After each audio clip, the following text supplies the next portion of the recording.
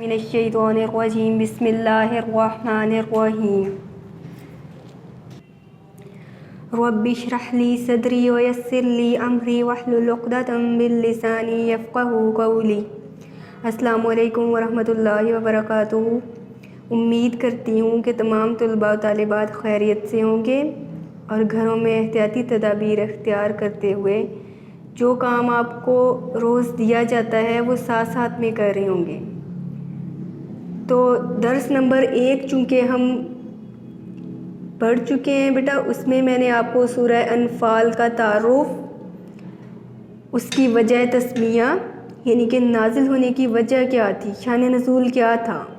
پھر یعنی کہ غزوہ بدر کا چونکہ واقعہ تھا اس کے تناظر میں یہ سورہ نازل ہوئی تھی، اس کے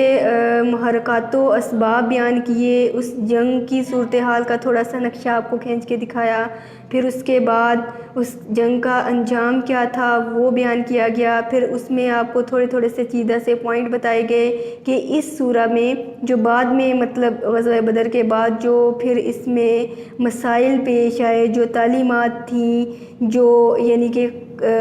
مسلمانوں کا جذبہ تھا اس کو یعنی کہ واضح کر کے دکھانے کے لیے اللہ تعالیٰ نے، اور پھر اس میں ساتھ ساتھ میں جو خامیاں کمیاں بیشیاں رہ گئی تھیں ان کو اللہ تعالیٰ نے ہائی لائٹ کر کے دکھایا ہے، پھر مومنین اور جو منافقین تھے ان کی پہچان نبی کریم صلی اللہ علیہ وسلم کو یعنی کہ ان لوگوں کو ہائی لائٹ کر کے دکھائی، یعنی کہ اس میں وہ بہت ساری تعلیمات پھر ایسی آئیں جو آگے چل کے مسلمانوں کے لیے یعنی کہ مشعل راہ ثابت ہونا تھی۔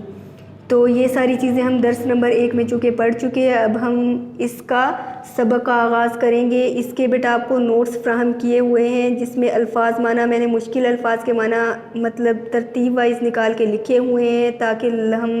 لفظ کو لفظ سے ملائیں تو پورا جملہ ہمارے سامنے آ جائے تاکہ ہمیں مشکل نہ ہو کوئی یاد کرنے میں، ٹھیک ہے، اور اس کو سمجھنے میں۔ تو وہ آپ مشکل الفاظ کے معنی وہاں سے نوٹ بک پہ خوش خط رائٹنگ میں لکھیں گے اور وقت پہ جو کام ہے ہوم ورک ہے وہ جمع کروائیں گے۔ تو میں آپ کو چونکہ ورڈ جو میننگ ہے اس کے کروا چکی ہوں، وہاں سے آپ مدد لیں گے۔ اس میں میں آپ کو تھوڑی وضاحت سے سمجھاؤں گی بیٹا تاکہ ہمیں یہ تعلیمات پوری طرح سے پڑھنے میں مزہ بھی آئے اور سمجھنے میں بھی آسانی ہو۔ بسم اللہ الرحمن الرحیم، شروع اللہ کا نام لے کر جو بڑا مہربان نہایت رحم والا ہے۔ یسألونک عن الانفال، یہ یعنی کہ کس کی طرف، یہ بریکٹ میں میں نے آپ کو پہلے بھی بیٹا بتایا جو جملہ معترضہ ہوتا ہے یعنی کہ یہ اعتراض اس لیے ہے، اعتراض کا لفظ کہ اس عبارت کا حصہ نہیں ہوتی لیکن اس کی وضاحت کے لیے اس کو لکھا جاتا ہے تاکہ پوری طرح سے بات سمجھ میں آ جائے، یعنی کہ یہ خطاب کس کی طرف کیا گیا ہے، محمد صلی اللہ علیہ وسلم کی طرف، اور مجاہد لوگ اس لیے بتایا گیا ہے، سوال کون کرتے تھے، مجاہد لوگ جو اس غزوہ میں شامل تھے۔ اے محمد صلی اللہ علیہ وسلم، مجاہد لوگ تم سے مال غنیمت کے بارے میں دریافت کرتے ہیں کہ کیا حکم ہے۔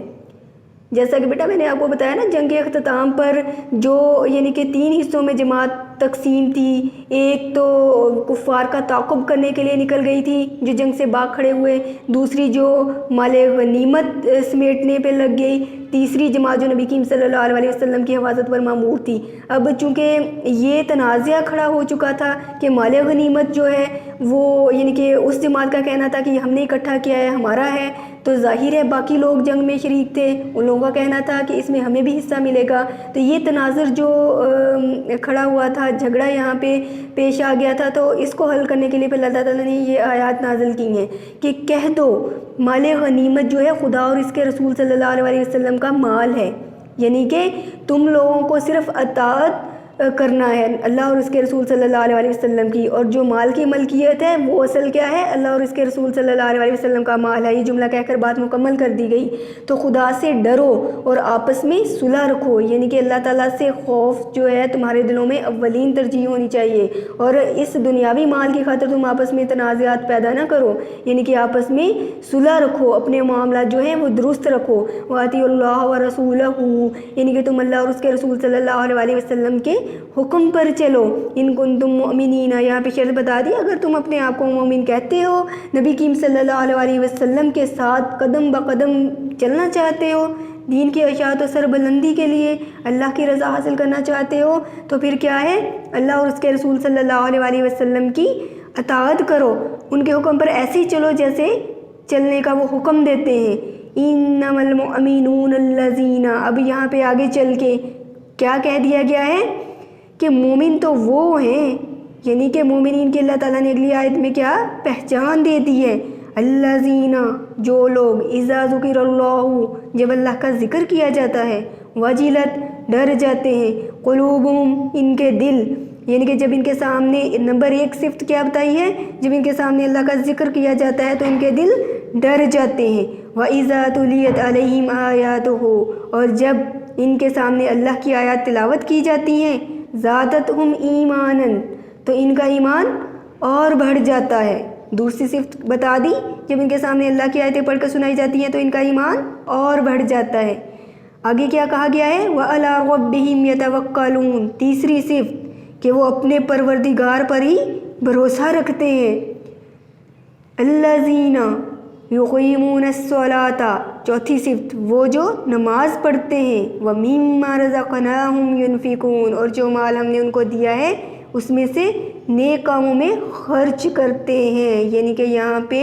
5 صفات کا ذکر کیا گیا ہے، کون کون سی؟ نمبر 1، جب اللہ کا ذکر ان کے سامنے کیا جاتا ہے ان کے دل ڈر جاتے ہیں۔ نمبر 2، ان کے سامنے اللہ کی آیتیں پڑھ کر سنائی جاتی ہیں ان کا ایمان بڑھ جاتا ہے۔ نمبر 3، اپنے پروردگار پر بھروسہ رکھتے ہیں۔ نمبر 4، نماز قائم کرتے ہیں۔ نمبر 5، جو مال اللہ تعالیٰ نے ان کو دیا ہے اس میں سے نیک کاموں میں خرچ کرتے ہیں۔ ان آیات میں اللہ تعالیٰ نے مومنین کی صفات بیان کرنے کے بعد ان کا پھر صلہ بھی بتا دیا ہے، اولئک هم المؤمنون حقا، یہی سچے مومن ہیں، لہم درجات عند ربہم، اللہ کے پاس ان کے لیے بڑے بڑے درجے ہیں، ومغفرۃ، اور مغفرت ہے، ورزق کریم، اور عزت کی روزی ہے، یہ ان کی جزا بتا دی گئی ہے۔ آگے چل کے پھر اگلی آیت میں اللہ تعالیٰ نے ہجرت کے واقعہ کا ذکر کیا ہے۔ جیسا کہ بیٹا میں نے آپ کو بتایا، میں نے آپ کو اس کے نوٹس بھی فراہم کیے ہوئے ہیں، آپ اس کو تفصیل سے پڑھیے گا کہ جب ہمیں کسی واقعہ کی تفصیل معلوم ہو نا تو پھر اس کو سمجھنے میں بھی ہمیں مزہ آتا ہے نا، اس کی آسانی ہو جاتی ہے اس کو سمجھنے کے لیے۔ ہجرت کے بعد چونکہ یہ واقعہ پیش آیا تھا، اب ہجرت والا بھی اللہ تعالیٰ نے یہاں پہ دہرا دیا ہے، کما اخرجک، تمہیں اپنے گھروں سے اسی طرح سے نکلنا چاہیے تھا، ربو کا مطلب جس طرح سے تمہارے رب نے تمہیں نکالا تھا، من بیتک بالحق کی، یعنی کہ حق کے ساتھ، یعنی کہ اللہ تعالیٰ نے یہاں پہ اس واقعے کا ذکر کیا، تم لوگوں کو اسی طرح سے گھروں سے نکلنا چاہیے تھا جیسے کہ تمہارے پروردگار نے تم کو تدبیر کے ساتھ نکالا۔ اب یہاں پہ کون سی تدبیر کا ذکر کیا گیا ہے؟ جب نبی کریم صلی اللہ علیہ وسلم نے آپ کو پتہ ہے مکہ سے مدینہ کی طرف ہجرت کی تو ان لوگوں کی دشمنی اس حد تک پہنچ چکی تھی کہ نعوذ باللہ نبی کریم صلی اللہ علیہ وسلم کو وہ قتل کرنے کے در پہ تھے۔ تو نبی کریم صلی اللہ علیہ وسلم کو جب ہجرت کا حکم ہوا تو نبی کریم صلی اللہ علیہ وسلم نے رات کے پہر حضرت علی رضی اللہ تعالیٰ عنہ کو اپنے بستر پہ لٹایا اور اللہ کے حکم سے ایک مٹھی میں آپ صلی اللہ علیہ وسلم نے مٹی لی تو وہ آیات تلاوت کرتے ہوئے دشمن جو باہر پہرے پہ قتل کرنے کے لیے کھڑے تھے ان کے سروں پہ ڈالتے ہوئے گزر گئے۔ وہ بے خبری کے عالم میں کھڑے باتیں کرتے رہے، انہیں پتہ بھی نہ چلا۔ تو کسی آنے والے نے صبح کے وقت آ کر ان کو آگاہ کیا کہ کس لیے کھڑے ہو، جانے والا تو جا چکا، تمہارے سروں پر نبی کریم صلی اللہ علیہ وسلم خاک ڈالتے ہوئے گزرے ہیں اور تم لوگوں کو اس بات کا علم تک نہیں ہے۔ تو اگر تمہیں اس بات پر یقین ہو تو سروں کو کھنگال کر دیکھو ذرا۔ بال جھاڑے گئے تو مٹی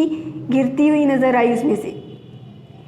تو اس واقعہ کو اللہ تعالیٰ نے یاد کرتے ہوئے کہا ہے کہ پھر یہ لوگ آگے چل کے ان فریقاً، ان میں سے جو ایک جماعت تھی، ٹھیک ہے، من المؤمنین،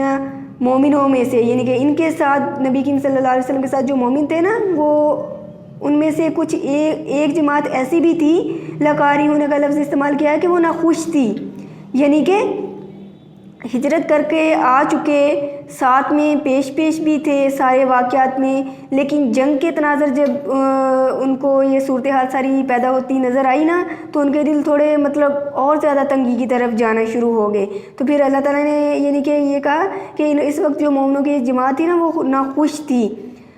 یجادلونک فی الحق بعد ما تبین کأنما یساقون الی الموت وهم ینظرون، یعنی کہ وہ لوگ جو تھے وہ حق بات کے پیچھے ظاہر ہوئے، تم سے جگڑنے لگے گویا موت کی طرف دھکیلے جاتے ہیں۔ یعنی کہ حق بات کے پیچھے تم سے اس کے پیچھے ظاہر ہوئے کا کیا مطلب ہے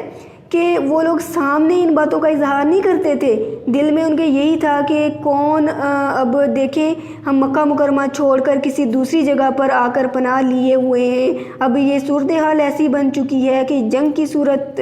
جو حالات ہیں وہ پیش کر رہے ہیں، یہ تو ہم آٹومیٹکلی موت کی طرف دھکیلے جا رہے ہیں۔ ان کا خیال تھا یہ تو سیدھا سیدھا ہم مطلب موت کو اپنی آنکھوں سے دیکھ رہے ہیں، چونکہ آپ کو پتہ ہے کہ جب انسان دوغلے نظریات رکھتا ہے نا تو وہ پھر کسی منزل پر پہنچ نہیں پاتا۔ جب اس کا عقیدہ کمزور ہو جائے نا تو وہ کسی بھی مقصد میں کامیاب نہیں ہوتا، چونکہ وہ دو کشتیوں کا سوار ہوتا ہے۔ ظاہر ہے جب تک عقیدہ مضبوط نہ ہو اور وہ ایک ہی راہ کا مسافر نہ ہو تو تب تک وہ منزل نہیں پا سکتا۔ یہاں پہ یہی بات کی گئی، وہ دوغلے پن کا شکار ہو گئے تھے، وہ مسلمانوں کے ساتھ بھی رہنا چاہتے تھے اور تنگی کا بھی دل میں اظہار کر رہے تھے کہ یہ تو سیدھا سیدھا موت کی طرف دھکیلے جا رہے ہیں، ہم دوسری جگہ پر رہ کر مال و اسباب بھی کم، جگہ بھی اپنی نہیں، تو کس طرح سے یعنی کہ ہم لڑیں گے۔ طرح طرح کے وسوسے ان کے دلوں میں پیدا ہو رہے تھے۔ یہاں پہ اس بات کا نقشہ کھینچ کر دکھایا گیا ہے کہ یہ لوگ اس وقت اس طرح سے ٹال مٹول کر رہے تھے۔ کن کی بات کی جا رہی ہے؟ منافقین کی۔ وَإِذْ يَعِدُكُمُ اللَّهُ إِحْدَى الطَّائِفَتَيْنِ، یہاں پہ پھر آگے چل کے اللہ تعالیٰ نے اس وقت کو یاد کروایا ہے کہ جب خدا تم سے وعدہ کرتا تھا کہ ابو سے دو گروہوں میں سے ایک گروہ، دو گروہ کون سے؟ یہاں پہ بتایا گیا ہے ابو سفیان اور ابو جہل۔ بیٹا ہم نے چونکہ واقعات سارے اس کے پڑھے، میں نے آپ کو بتایا نا سارے واقعات میں کہ ابو سفیان کا جو قافلہ شام سے مال تجارت لے کر گیا تھا، نفع کمانے کے بعد واپس آ رہا تھا اور پھر اس کو خدشہ معلوم ہوا کہ مسلمان اس پر حملہ نہ کر دیں، تو اس نے ابو جہل کو مدد کے لیے پکارا۔ تو ابو جہل چونکہ مدینہ منورہ سے جنگی تیاری کے ساتھ، یعنی کہ ظاہر ہے اگر بچاؤ کرنا تھا ابو سفیان کے قافلے کا تو وہ اسلحے سے لیس ہو کر ہی آنا تھا، وہ اپنے قافلے کے ساتھ مدینہ منورہ کی طرف آ رہا تھا۔ اب یہاں پہ کہا گیا کہ دو گروہ میں سے ایک گروہ تمہارا مسخر ہو جائے گا، یعنی کہ اللہ تعالیٰ نے ان سے کہا تھا نا کہ مطلب دو گروہ میں سے ایک گروہ تمہارا مسخر ہو جائے گا۔ مسخر ہونے کا مطلب یہ ہے کہ تم گھبراؤ نہیں، کہ تمہارے جو حالات ہیں تمہارے حق میں ہوں گے، ٹھیک ہے۔ اب مسلمان یہاں پہ کیا چاہتے تھے؟ آگے چل کے یہ کہا گیا ہے کہ تم چاہتے تھے کہ جو قافلہ بے شان و شوکت ہے، یعنی کہ بے ہتھیار ہے، بے شان و شوکت قافلہ کون سا تھا؟ ابو سفیان کا، جو مال تجارت سے نفع کما کر واپس آ رہا تھا۔ مسلمانوں کا خیال تھا کہ ہم ان کو روکتے ہیں، ان کے ساتھ مقابلہ کرتے ہیں اور جو مال غنیمت آئے گا وہ ہمارے ہاتھ آ جائے گا، ٹھیک ہے، اس طرح سے یہ قافلہ ہمارا ہو جائے گا۔ جبکہ اللہ تعالیٰ نے یہاں پہ بتایا اور خدا کیا چاہتا تھا کہ اپنے فرمان سے حق کو قائم رکھے، یعنی کہ حق بات کیا ہے؟ اللہ تعالیٰ نے کیا کہا تھا مسلمانوں سے کہ وہ اللہ تعالیٰ کی تائید و نصرت مسلمانوں ہی کے ساتھ ہے، تو اللہ تعالیٰ نے فرمایا کہ اپنے فرمان کو قائم رکھے اور کافروں کی جڑ کو کاٹ کر پھینک دے، ٹھیک ہے۔ یعنی کہ پھر وہ حالات کچھ ایسے پیدا ہو گئے کہ ابو سفیان راستہ بدل کر مدینہ منورہ صحیح سلامت پہنچ گیا، اور جو ابو جہل تھا دشمنی کی بنا پر نکلا تھا، یعنی کہ دشمنی کی بنا پر اس نے اپنے لشکر کو للکارا کہ اب ہم نکلے تو بے شک ابو سفیان کی مدد کو تھے، لیکن اب ہم کیا کرتے ہیں؟ ہم نکلے تو ہیں ہی اور نکلے بھی تیاری کے ساتھ ہیں، ہماری تو تعداد بھی بہت زیادہ ہے، ہمارے پاس تو ساز و سامان بھی بہت زیادہ ہے، اب ہم مسلمانوں کا صفایا کر کے ہی واپس چلتے ہیں۔ تو پھر اللہ تعالیٰ نے بھی ادھر طے کر رکھا تھا کہ اپنے فرمان سے حق کو قائم کر دے اور کافروں کی جڑوں کو کاٹ کر پھینک دے، لیحق الحق، تاکہ حق کو حق کر دے، ویبطل الباطل، اور باطل کو باطل کر دے، یعنی کہ جھوٹ کو جھوٹ ثابت کر دے، ولو کریہ المجرمون، کو مشرک جو ہیں وہ نہ خوش ہی کیوں نہ ہوں۔ پھر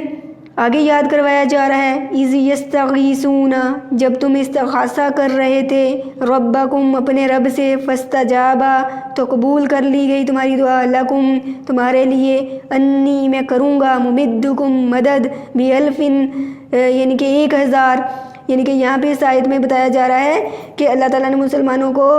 اس وقت کو یاد دلایا ہے کہ جب نبی کریم صلی اللہ علیہ وسلم اپنے لاؤ لشکر کو لے کر بدر کی طرف نکلے نا، تو راستہ میں ایک جگہ ٹھہراؤ ہوا، تو نبی کریم صلی اللہ علیہ وسلم ظاہر ہے صورتحال کے تحت مال و اسباب بھی کم تھے، تعداد بھی بہت تھوڑی تھی، اور ایک فکر تھی، ایسا نہیں تھا کہ شکست کا خوف تھا یا کچھ اس طرح سے، ایسا کوئی نعوذ باللہ نقشہ نہیں تھا، لیکن ایک فکر تھی، چونکہ یہ ایک انبیاء کرام کی بہت بڑی ذمہ داری ہوتی ہے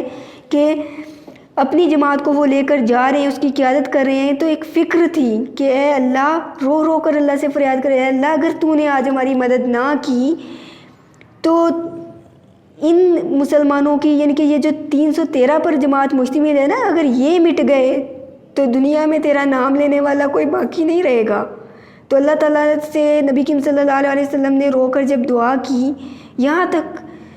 کہ ہچکی بند گئی، اور صحابہ کرام نے آپ کو تسلی دی کہ آپ حوصلہ رکھیے۔ پھر اللہ تعالیٰ کی طرف سے بھی آگے چل کے آیت میں بتایا گیا ہے، اللہ تعالیٰ نے تسلی دی، مدد کا وعدہ کیا۔ من الملائکتی، فرشتوں سے، مردفین، جو ایک دوسرے کے پیچھے آتے جائیں گے، تمہاری مدد کریں گے، یعنی کہ پھر اللہ تعالیٰ نے 1000 فرشتوں سے مدد کا وعدہ فرمایا تھا۔ اور یہ وعدہ کیوں فرمایا تھا آگے چل کے یہ بھی بتا دیا، وما جعل اللہ، اور محض اللہ تعالیٰ نے اس کو بنا دیا، الا، مگر، بشرا، بشارت، والا تطمئن، تاکہ مطمئن ہوں بھی قلوبکم، ان کے دل، اور اللہ تعالیٰ نے اس مدد کو محض ایک بشارت بنا دیا، یعنی کہ خوشخبری بنا دیا، تاکہ تمہارے دل جو ہیں اس سے اطمینان حاصل کریں۔ ومن نصر، بے شک جو آگے کیا بتایا ہے، جو مدد ہے وہ تو اللہ، مگر، من عند اللہ، اللہ ہی کی طرف سے ہے، یعنی کہ انسان کا کام کیا ہے، کوشش کرنا ہے، اور مدد کس کی طرف سے ہوتی ہے، اللہ ہی کی طرف سے۔ اللہ کی مدد کے بغیر انسان کچھ بھی نہیں ہے، خواہ وہ کتنا ہی طاقتور کیوں نہ ہو۔ ان اللہ، بے شک اللہ، عزیز الحکیم، غالب حکمت والا ہے، یعنی کہ وہ تدبیریں جتنی بھی اختیار کر لیں، اللہ تعالیٰ بہترین حکمت عملی کرنے والا ہے، بہترین حکمت دان ہے، ٹھیک ہے۔ تو اللہ تعالیٰ نے پھر اس وقت کو بھی یہاں پہ یاد دلایا ہے کہ پھر اللہ تعالیٰ نے تو اس خوشخبری سے تمہارے دلوں کو اطمینان دے دیا تھا، ٹھیک ہے۔ اور مدد کیا بتایا تھا کہ مدد صرف اللہ ہی کی طرف سے ہے۔ اور پھر یہ سارے واقعات جو پیش آئے، اللہ تعالیٰ کی طرف سے تائید و نصرت مسلمانوں کی گئی، مسلمانوں کو پھر فتح نصیب ہوئی، ٹھیک ہے۔ تو یہ وہی سارے واقعات، ایک واقعہ ہوتا ہے نا، واقعہ ہونے کے بعد بیٹھ کر انسان اس کو یاد کرتا ہے، دہراتا ہے، فلاں وقت میں فلاں ہوا تھا۔ یہ کیوں دہرایا جا رہا ہے؟ تاکہ ان سارے واقعات کو ہائی لائٹ کیا جائے۔ نبی کریم صلی اللہ علیہ وسلم کے سامنے منافقین کو بھی رکھا گیا، جو سچے مسلمان تھے ان کو بھی رکھا گیا، جہاں جہاں پہ اللہ تعالیٰ نے مسلمانوں کی مدد کی اس کو رکھا گیا، جہاں پہ جو ان کی خواہشات تھیں ان کے، یعنی کہ اس جماعت کے دل میں، اور پھر آگے چل کے واقعات کو کس طرح سے اللہ تعالیٰ نے بدلا، ان کے بدلنے میں کیا حکمت تھی، وہ ساری چیزیں یہاں پہ دہرائی گئی ہیں۔ تو بیٹا آپ نے صرف اس کو پڑھنا نہیں ہے، مقصد صرف یاد کرنا بھی نہیں ہے، مقصد یہ ہے کہ ہم نے سمجھنا ہے کہ اس صورت میں ہمارے لیے کیا تعلیمات ہیں۔ بینگ اے اسٹوڈنٹ ہم نے محنت کرنی ہے، اس کو یاد کرنا بھی ہے، رکھنا بھی ہے۔ اصل مقصد کیا کہا گیا ہے مسلمان کے لیے، اس کو سمجھنا ہے تاکہ ہمارے اندر وہی جذبہ ایمانی پیدا ہو، ٹھیک ہے۔ وہ یہاں پہ فرشتوں سے مدد کا جو وعدہ کیا گیا ہے نا، وہ اقبال نے کیا خوب کہا ہے، فضائے بدر پیدا کر فرشتے تیری نصرت کو، اتر سکتے ہیں گردوں سے کتار اندر کتار ربی، یعنی کہ ہمیں وہی جذبہ ایمانی پیدا کرنے کی ضرورت ہے تاکہ اللہ تعالیٰ کی تائید و نصرت جو ہے مسلمانوں کے ساتھ ہمیشہ ہر حال میں شامل حال رہے۔ تو اب بھی وہ کہہ رہے ہیں کہ فرشتے اتر سکتے ہیں، اب کون سے نہیں اتر سکتے، ہمیں جذبہ ایمانی کی ضرورت ہے۔ تو پھر آپ نے بیٹا جو آپ کو نوٹس فراہم کیے جا رہے ہیں، آپ نے پورے ہفتے کا اس میں کام ہے، آپ نے 2 3 آیات کر کے اس کے معنی یاد کرنے ہیں، اس کو نوٹ بک پہ خوش خطی سے رائٹ کرنا ہے، ٹھیک ہے، پھر وقت پہ کام جمع کروانا ہے، ٹھیک ہے۔ تو پھر اگلے سبق میں ہم اس کی جو مشق ہے وہ کریں گے۔ سبحان ربک رب العزت عما یصفون وسلام علی المرسلین والحمد للہ رب العالمین، فی امان اللہ۔